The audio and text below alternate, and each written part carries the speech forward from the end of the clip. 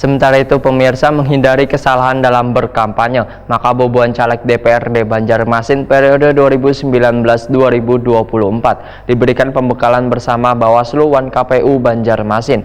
PKPU nomor 23 tahun 2018 ini pun dinilai sangat bertolak belakang dengan kemampuan boboan caleg, apalagi berkaitan dengan pemakaian alat peraga kampanye yang dibatasi.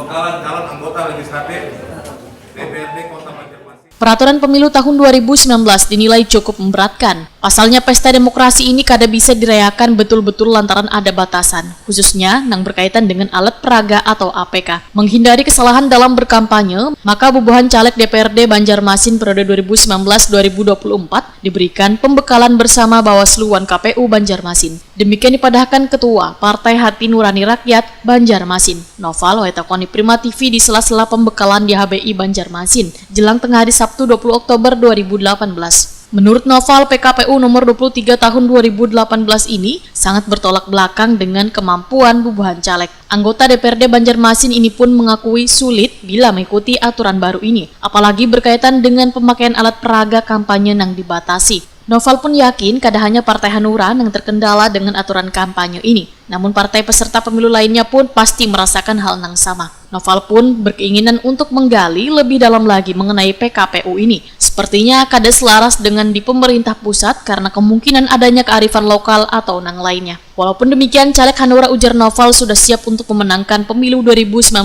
dengan raihan kursi di masing-masing daerah pemilihan minimal 1, sehingga target satu fraksi di DPRD Banjarmasin bisa terpenuhi. Alhamdulillah Partai Hanura hari ini bisa melakukan pembekalan untuk kader-kader kami yang akan maju sebagai calon legislatif di 2019 nanti. Memang tema dari pembekalannya adalah untuk memberi sangu bahasa Banjar, sanguan bobonnya turun ke masyarakat. Sangu itu baik itu strategi kan, baik itu kerjasama yang baik maupun nanti bagaimana mereka ke lapangan bertemu masyarakat. Artinya inilah modal yang bisa kami berikan agar nanti hal-hal yang seperti disampaikan Ketua Wilayah tadi jangan sampai mereka yang sudah milik itu sia-sia, tidak menjadikan apa yang sudah mereka cita-citakan.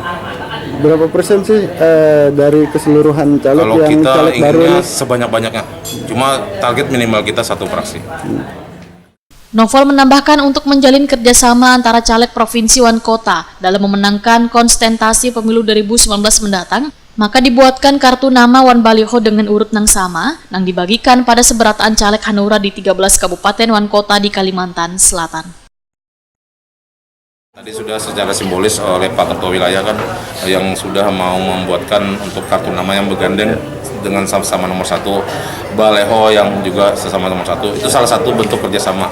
Nah di sisi lain mungkin bentuk kerjasama itu misalkan di provinsi ini punya titik di mana, nah, yang kota punya titik di mana, jadi semuanya bisa terisi dan disitulah pola-pola kerjasama. Dan di sisi lain mungkin dalam perkualitasasi itu penting, karena kadang-kadang kita ada di titik-titik itu yang tidak punya orang, yang di TPS tertentu yang sulit misalkan daerah komplek, siapa tahu ada caleg antara kota atau provinsi yang bisa membantu untuk mengisi. Nah disinilah bentuk sinergi tadi, kita mencari harmonisasi dan supaya silaturahmi itu semakin erat.